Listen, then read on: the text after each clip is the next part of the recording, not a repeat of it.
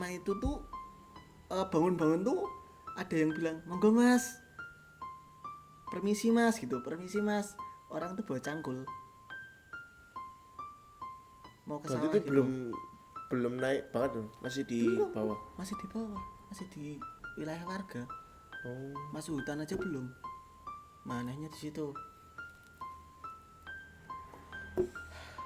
Terus usut punya usut, itu tuh si cewek ternyata menstruasi. oh, Nah, jadi ceweknya itu menstruasi tapi nggak bilang sama teman-teman. padahal itu nggak boleh. Heeh. Apalagi udah ganjil, Iya, benar. bertiga naik gunung, ceweknya nggak suci kan mas. Oh, ada halangan. Ada halangan. Ya beruntungnya tuh di situ si ceweknya nggak kenapa-napa gitu. Itu yang lumayan gila lah, jalan lama tapi nggak nyampe-nyampe. Terus berarti itu habis dari yang perjalanan selama 3 jam tapi nggak nyampe-nyampe, itu masih dilanjutin dari apa? Oh iya, dari lanjut. Penjabat. Lanjut. Bangun jam 8 pagi, Ya, sampai puncak tuh zuhur jam berapa? jam 12 Jam siang. 12. Terus Yang Berarti harusnya itu- 3 jam sampai puncak, saya berarti 8, 9, 10, 11, 12, 4 jam ditambah 3 jam 7 jam 7 jam. 7 jam sampai puncak saya. Udah nyampe Surabaya itu. Udah nyampe Surabaya 7 jam. Oh, kalau pakai mobil gitu 7 jam perjalanan dari base campnya Pak. Tapi turunnya tuh cuma 2 jam. 2 jam. Turunnya cepet gitu. Ya Jadi itu nggak sempet diri tenda lagi nih, Mas. Habis dari puncak langsung turun. enggak, berhubung itu dari base camp juga sudah di-calling suruh cepat-cepat turun karena ada badai petir mas. Badai petir. Oh. Siang. Berarti itu hujan, Mas. Enggak hujan. Cuma badai. Oh, petir. Badai. Angin sama petir. Enggak ada angin. Petir tok. Udah gluduk gitu, kilat-kilat gitu. Petir-petir gitu. Terus Ya, akhirnya kita turun. Ya kalau pelajaran yang dapat diambil di sini, yang pertama jangan maksain keadaan ya mas. iya, bener. Jangan maksain keadaan. Apalagi kan kita juga nggak tahu, Mas. Kedepannya pas perjalanan itu nanti ada apa kita nggak tahu. Jangan maksain keadaan. Terus kalau lagi menstruasi ya kalau bisa nggak usah. Lagi halangan lah. Jangan naik gunung dulu. Iya, itu pantangan. Sama kalau bisa jangan bertiga lah. Jangan Iya, ganjil. yang penting gendam lah, Mas. 4 orang apa 6. Terus habis dari itu pas perjalanan turun Perjalanan turun itu baik-baik aja apa ada apa lagi? nggak ada kendala sih mas. Kendala cuma di perjalanan berangkat aja, banyak hal-hal aneh kayak tadi yang harusnya 3 jam Iya. sampai puncak saya jadi 7 jam sampai puncak. Itu nggak dihitung sama tidurnya. Kalau dihitung sama tidurnya lebih dari 7 jam. Terus ditambah yang tadi makhluk tadi. Nah pas di base camp tuh kan harusnya kalau kita naik gunung itu nggak boleh kan mas cerita-cerita Iya. horor gitu. Dari pihak base campnya mancing. Berarti tanya. Pernah gimana gitu belum.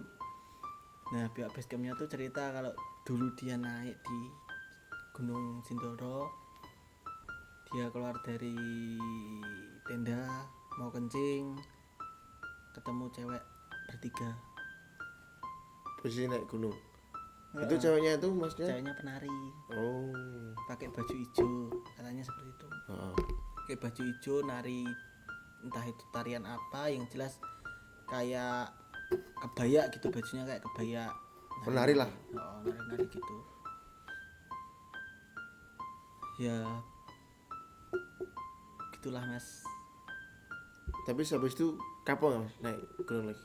Kalau kapok sih enggak sih mas. Anehnya di situ kalau kita naik gunung, kita udah baca misteri gunung apa salah satu gunung. Tapi kita misterinya. penasaran. Kita penasaran dan kita datengin malahan. Anehnya di situ orang-orang itu.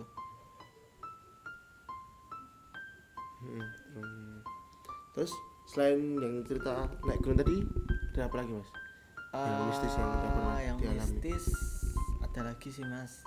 Mungkin uji nyali atau Enggak, apa? ini di kejadian di rumah saya sendiri kan. Saya punya rumah kontrakan. Oh ya.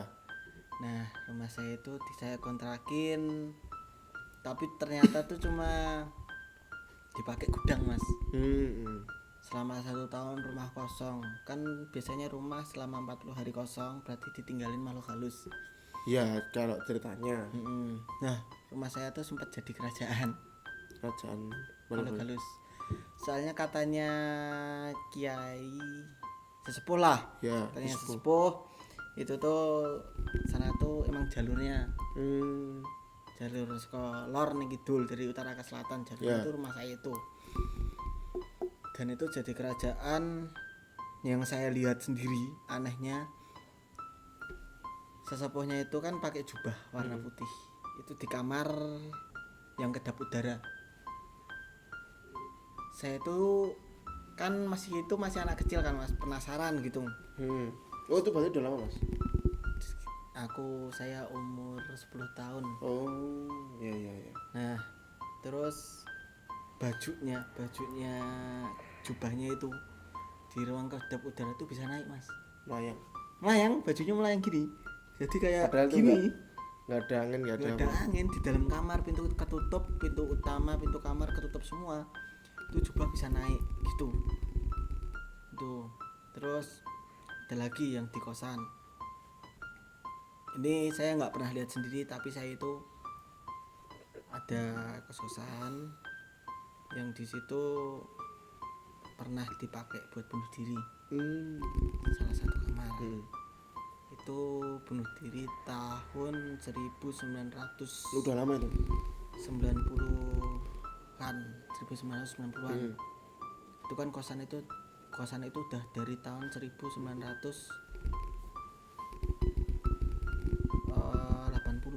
Tapi sekarang masih ada. Sekarang masih ada, kosannya masih dipakai, masih disewain juga. Tapi satu kamar itu nggak pernah laku. Ya. Sempet laku tapi Cuman nggak betah. Yang sering lihat itu sampingnya itu katanya sering diliatin cewek. Oh itu kosan cewek. Dulu gonta-ganti mas. Oh. Sempet kosan cewek, kosan cowok, sekarang keluarga. Kalau sekarang kosan keluarga. Nah yang sering dilihatin tuh sampai sekarang masih ada, orangnya masih ada, masih ngekos di tempat saya juga, cewek. Dia berdiri di pohon nangka yang sekarang udah dipotong. Terus kemarin kamarnya sempat dipakai lagi sama orang, dia pedagang dawet. Dipakai tapi 1 minggu dia sakit, langsung sakit. Anehnya sakitnya tuh udah diperiksain Tapi nggak ada nggak gejala. sembuh, Nggak ada gejala apa. nggak ada gejala apa-apa, katanya cuma panas, demam, flu lah, ini flu, belum corona, belum kayak sekarang. Flu biasa itu, kayak flu tapi demam tinggi, pusing gitu. Udah diperiksain, dia balik ke kosan 1 minggu nggak sembuh, akhirnya langsung pulang ke rumahnya Jawa Barat. Ke Jawa Barat, di sana langsung sembuh. Dia sembuh 2 minggu di sana, balik lagi ke sini mau kerja lagi, Sakit lagi. Akhirnya sekarang dia udah Pindah. nggak berani di sini dan udah balik ke Jawa Barat lagi. Tuh ya entah itu sakitnya karena apa. Ya kan kita kan juga nggak tahu. Bisa mau percaya monggo, kalau enggak ya Ya silakan buat gitu. pengalaman. Ya gitu aja. Berarti cerita dari Mas Gufron cuma gitu aja ya. Mungkin lain waktu bisa bercerita kembali. Oke siap, kami tunggu lagi mas. Demikian segmen dari Paranormal Experience kami. Saya Novan pamit undur diri. Assalamualaikum warahmatullahi wabarakatuh.